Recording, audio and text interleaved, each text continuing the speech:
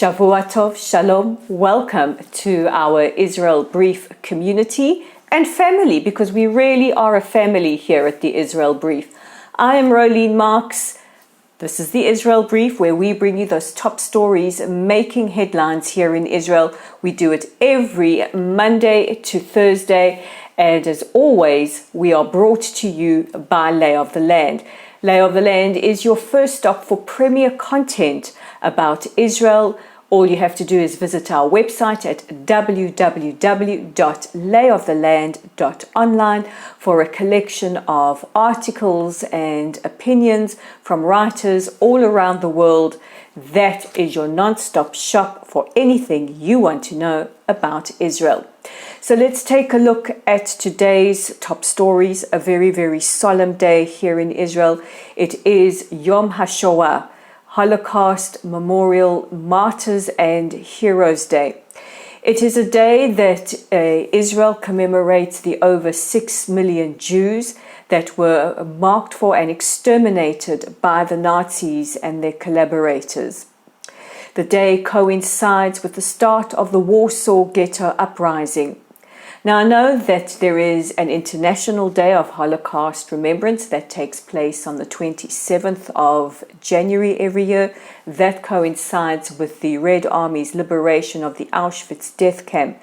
And that is a day where we commemorate all of the victims. But Yom HaShoah is a day specifically for the Jewish victims. No other group of people, no other community was specifically targeted the way that Jews were targeted during the Holocaust. Last night there was a very, very moving ceremony, the annual ceremony at Yad Vashem, Israel's Holocaust Museum and Memorial, along with 6 Holocaust survivors who lit memorial torches and the rabbis who said prayers. We also had speeches from President Herzog and Prime Minister Netanyahu. They both drew parallels, but were very clear to say that what happened on the 7th of October was not the same as the Holocaust. The Holocaust stands alone in its horror, its magnitude, and everything that it symbolizes. However, this year's ceremony, this year's day, takes place in the shadow of the atrocities of the 7th of October. The President and the Prime Minister were very clear to say that we in Israel stand shoulder to shoulder and in support of our diaspora communities around the world. Over the last 7 months, we have seen an extraordinary rise in anti-Semitism, the kind of language, the kind of actions that we saw in the build-up to the Holocaust. We said never again, but never again is now. This has been a particularly difficult day. When the memorial siren rang out at 10 a.m. this morning, I don't think any Israeli was untouched or did not think of the 7th of October in the shadow of the Shoah. A lot of the imagery, a lot of the rhetoric, a lot of the language that we've heard in the last 7 months and on that Black Sabbath has taken us right back to that darkest moment in not only Jewish people's history, but the history of mankind.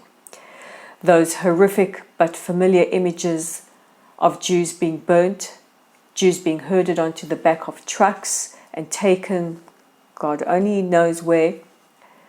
The images of children having to hide, the screams and the terror, the hatred and the murders only because we are Jewish.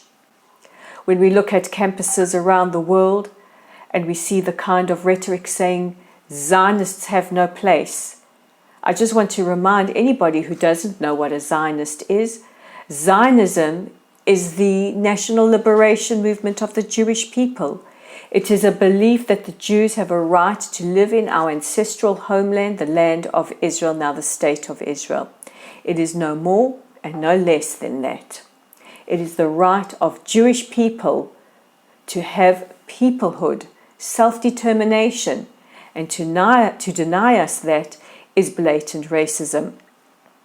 Times are very scary for Jews around the world right now. Many feel that we can't wear our symbols openly. We have had accounts of bomb scares at synagogues over the last weekend. Students and faculty are prevented from entering university campuses. Rocks and stones are thrown through Jewish establishments, and calls to boycott Jewish businesses and Israeli products and businesses are heard every single day. So I'm going to ask you a favor. When the haters call for a boycott, let's boycott. Wherever you can, if you are able to, please support Jewish businesses. Please support Israeli businesses as the haters seek to exclude us like they did over 80 years ago from the family of nations. May the memory of all who perished in the Holocaust be eternally blessed. We now look at the latest developments. It is day 213 since the start of Israel's war with Hamas. Yesterday, Hamas fired rockets from Rafah.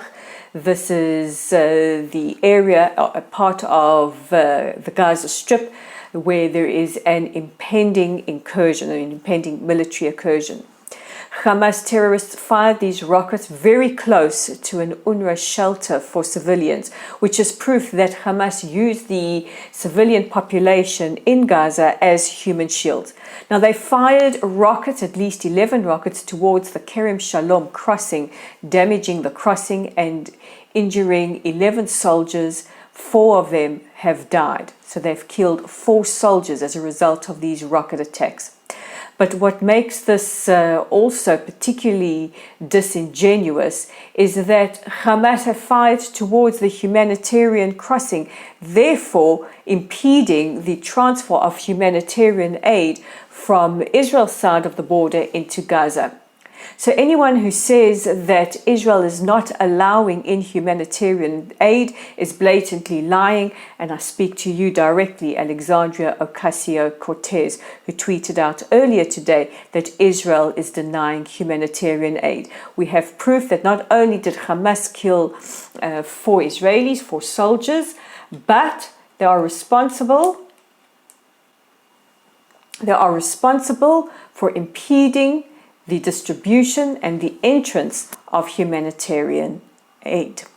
Meanwhile, the IDF has started distributing pamphlets, sending text messages, sending SMSs, and saying on the loudspeaker that they are calling for civilians inside Rafah to start to evacuate. This is not mandatory, this is voluntary. We have heard outcries from countries around the world like Belgium and France who have expressed their concerns about an impending incursion. But this is part of what the IDF does in order to save civilian lives. We do not want to see civilians inside the Gaza Strip be hurt in any way, and the IDF is preparing its military incursion. The last remaining battalions of Hamas are within Rafah, and one has to wonder, why is the world so scared of an impending Israeli incursion into Rafah? They didn't express so much concerns in other parts of Gaza. Why specifically Rafah?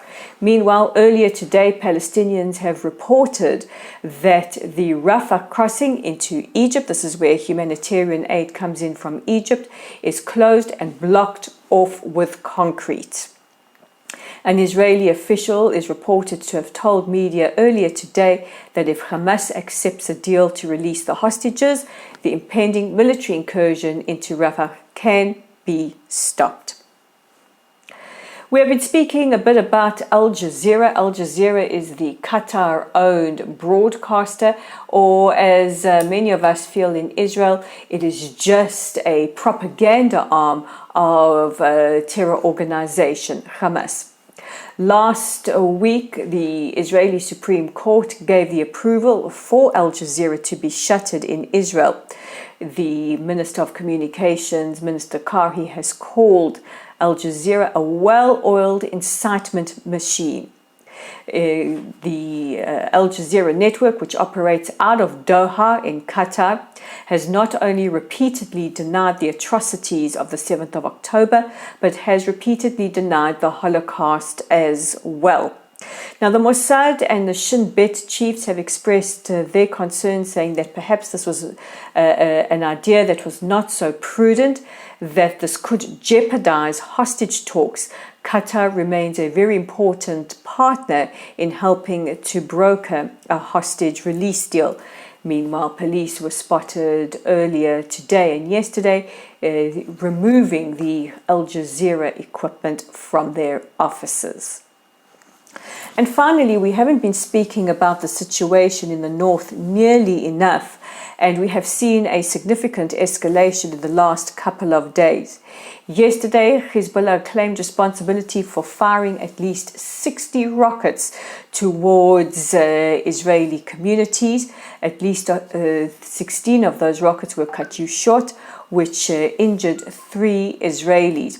What many people don't realize is that homes have been decimated in the north of Israel, that communities who remain evacuated, essentially internal refugees, have no homes to return to. And we have to be aware that as horrific as the situation is for many of Israel's civilians in the south, it is also horrific in the north. And we need to speak about this, especially as we have heard no global condemnation for Hezbollah's rampant firing of rockets towards Israeli civilians.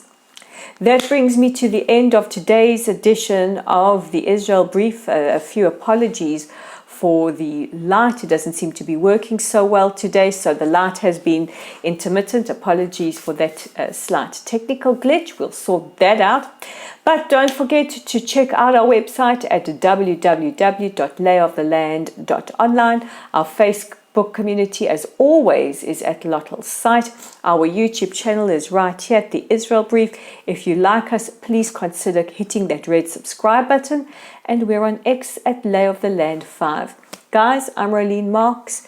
Take care of yourselves, take care of each other. And I want to ask you today to try and listen to the story of a Holocaust survivor, because as time marches on, so we lose them on a daily basis. God bless you all. I'll see you tomorrow. Bye for now.